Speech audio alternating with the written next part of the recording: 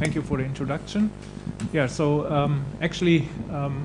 so I have been an assistant professor at the RWTH University before I went to Fraunhofer, and now I got a temporary professor position again at the university in data science. So now I currently have a double role, so therefore I have also the both logos here of my home institutions here on my slides, Fraunhofer as well as the university. So I'm going to talk about data lakes. So who has heard already about data lakes, the data lake concept? Okay, so not so many. Okay, so I will introduce that in a few minutes in more detail, but I want to start with the, so where did I put the presenter? I lost the presenter somewhere. Okay, so I will just use the keyboard. Okay, so I will start with, there. Thank you.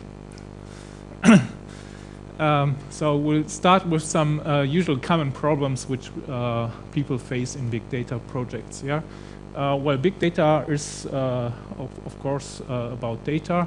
So we need to get access to data sources. So we need to know which data sources are available.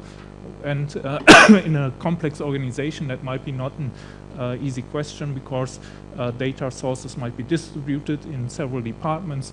So you have not really the information about what kind of data is really available in the organization and where can I get it. And so if you think about where's the data which you require for a certain application, then it's also a difficult question then.